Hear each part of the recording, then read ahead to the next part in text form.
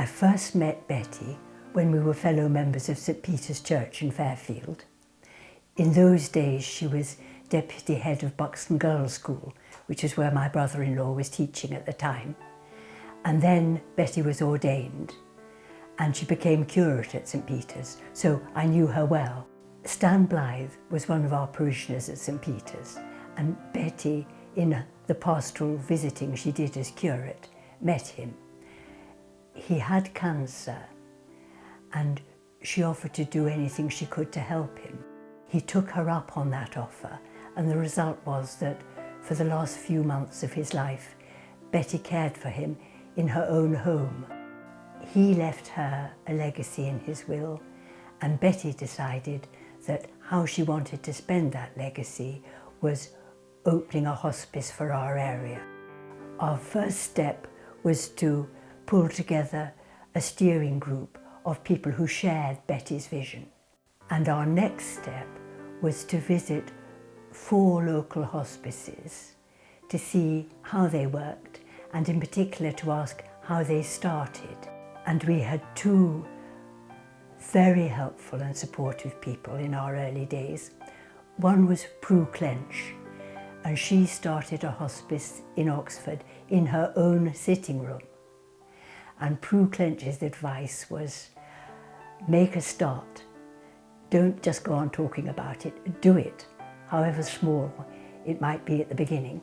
Our other very good friend was Professor Eric Wilkes from Sheffield, and his advice was, be humble. Don't impose on other people what you think they need. Start small, listen to your guests, and then develop in line with the needs that they express.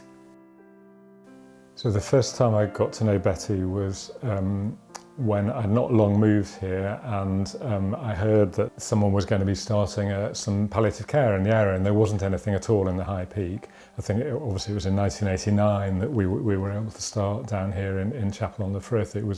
And starting in Chapel-en-le-Frith was pure serendipity, and there are a few key people who've been important in the development of Blythe House, and I think one of them is the bloke at Derbyshire County Council who I rang up and said, we just wondered if you got any properties that you'd be prepared to rent us. And he said, well, yeah, we've got this one at 137 Manchester Road. And during that first phase when Betty was chairman, we started off at 137 Manchester Road and got things going, and that involved putting in a disabled toilet downstairs in this tiny little house, and it was all very minute, and we'd only have 5 people each day. But it was good, you got the whole thing going. And then we started thinking, well, if we're going to make this long term, then this isn't sustainable in this little house. This bit of land was sitting there doing nothing, and I thought, well, it's not, I wonder if it's big enough, and the short story is that we were able to buy this bit of land. And then the next leap, I think, was to build a purpose-built building designed by an architect who had already designed hospices. The architect who designed the building, that most of which is still what we see today, had designed St Oswald's Hospice up in Newcastle. And then a chap called David Close came along and took over as chair from me. He was the one who led the building of the first building on this site. I suppose the other thing that's evolved is the volunteers. I mean, it's so fabulous how we are supported by the local community, by so many people. I mean, I think it's between 250 and 300 volunteers now, and that's staggering, that level of support, and people are putting in half a day, a whole day a week, making such a commitment. And I think all those of us who are closely involved with Blythe House are so grateful for that, and I hope the whole community is deeply grateful as well in the High Peak, because actually that's what sustains a unit like this, and then offers the service that we can. So I first became involved in Blythe House in 2002 when I took up my consultant post in palliative medicine. One of my colleagues had previously been doing an ad hoc clinic in palliative medicine here at Blythe House, but he saw that there was a rising need for patients who lived out in the High Peak community to be able to access support and advice more quickly, more readily. So I then started a clinic on a Thursday morning here at Blythe House and accepting referrals from general practitioners, from the district nurses and from specialists services in hospital to see the patients, to try and keep patients living in their own community and stop them having to travel to Stepping Hill, to Macclesfield, to Chesterfield Royal or into the Christie Hospital. Over the past 17 years that clinic has evolved and grown. We now also have a lymphedema clinic that comes to Blythe House once a month. And we have also other specialist clinics that come to Blythe House, like the respiratory clinic and the heart failure nurses that come. So I see a mixture of patients here, and again, as time has evolved from largely seeing cancer patients in the early days, we're now seeing more people with other life-limiting conditions. Over the past 30 years, there have been massive differences as to how hospices are perceived, and I think within our local community that has been down to the transformational work that Blythe House has undertaken with the local community. So hospice for a lot of patients and for a lot of people in the community meant one word: that people were dying. In some ways, by Blythe House not having inpatient beds, so people don't come in here to die, that means that people perceive the word Blythe House Hospice differently.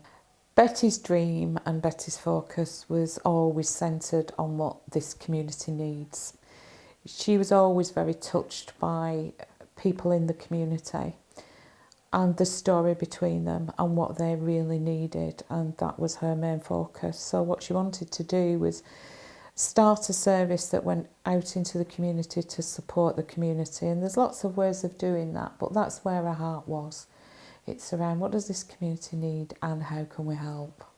My darling wife was diagnosed with ovarian cancer. Charlotte became weaker. I'd always been her full-time carer.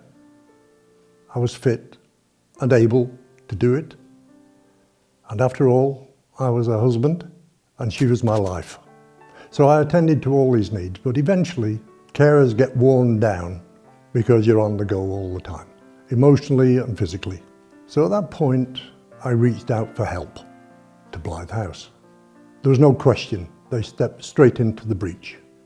Their carers came, their sitters came, took the pressure off me, allowed me to get some downtime, some decent sleep, and they were generally wonderful. Inevitably, early one morning, the carer who was on duty through the night gently woke me and asked me to come. And I went into the lounge where my wife was obviously fading away.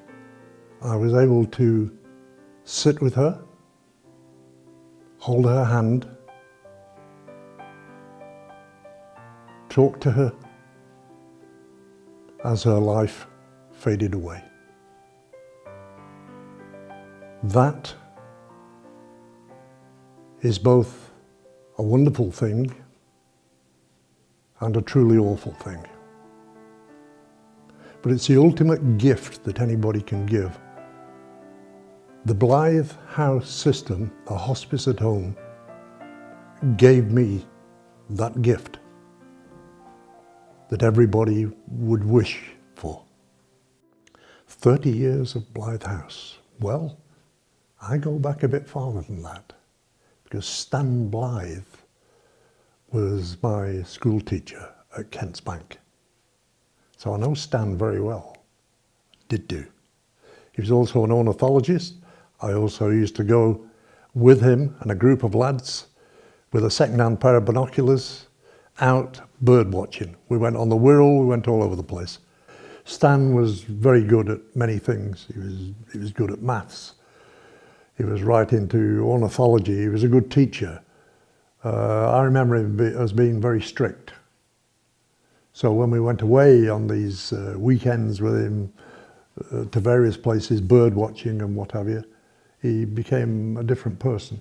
He was doing what he loved best. That's Stan.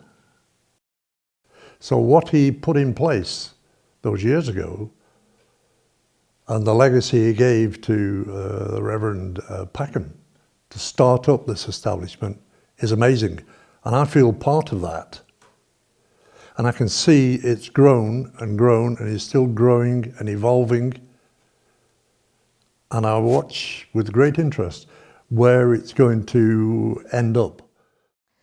I think we've changed when we needed to. We've looked at the way people experience illness and the fabric of people's lives. How do we connect those in community? And the Living Well model was revolutionary too. We've talked about hospice at home, but I do think that model and that concept to really make a profile of quality of life issues for the hospice has been a big part of the last 30 years and supporting generations. If people live longer, it's inevitable that there will be grandmas in the system at the same time as children that need counselling and support. And there's nothing else to support those children in this area, and we have to raise the money for that. But the children are our future. But because we live longer, you will have 3 generations of people that are being affected by disease. It's a shared experience. And this is a compassionate community, and Blythe House is a big part of that. And that is all about what Betty intended in the first place. We're here to put magic in every moment and power into every hour. And that's for every generation.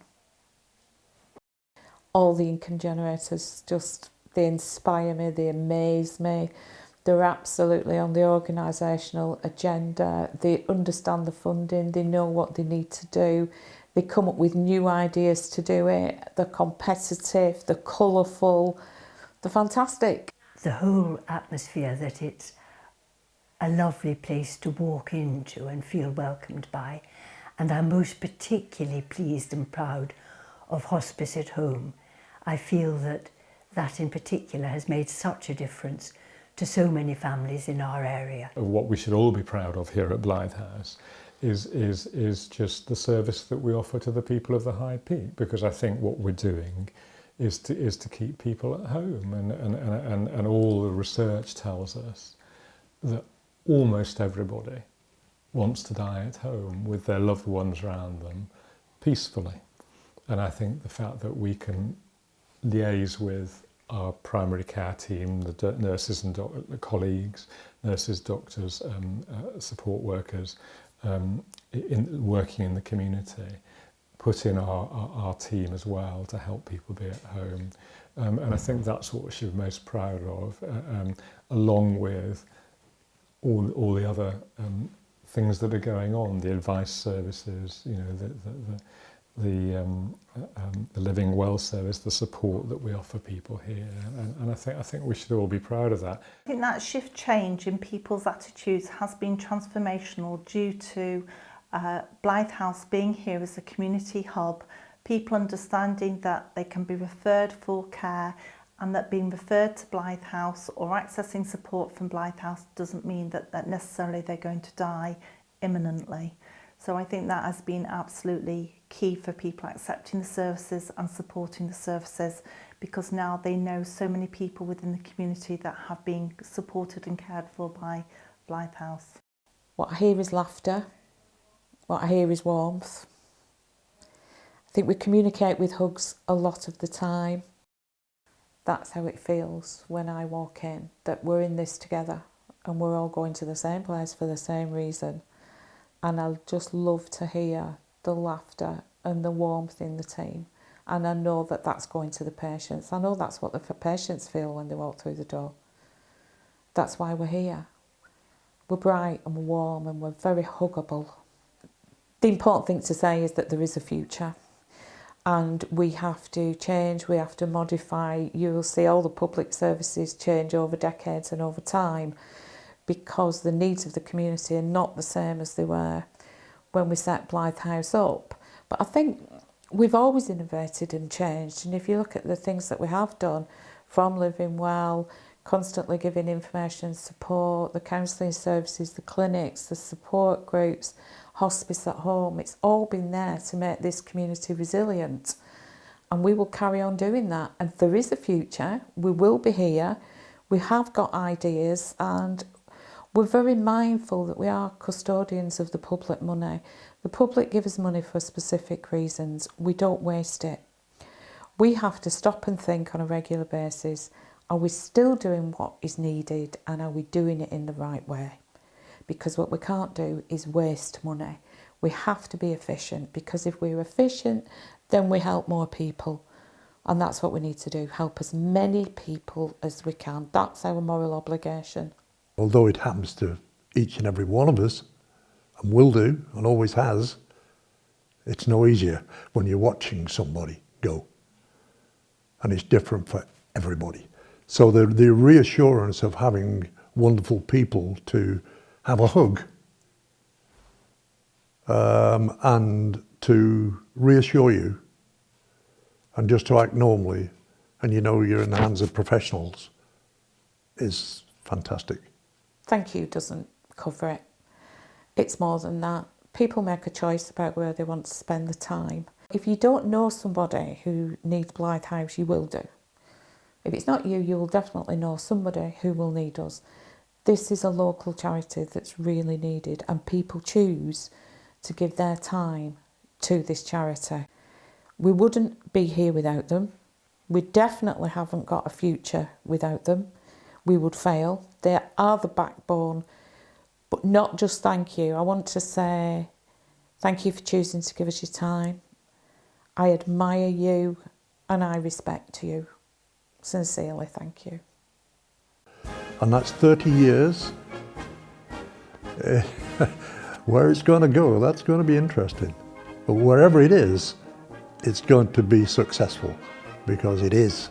And we are so lucky here in the Peak District have this fantastic facility. And it's brilliant. And I'll be watching, and I hope I'm going to be part of it for a while longer.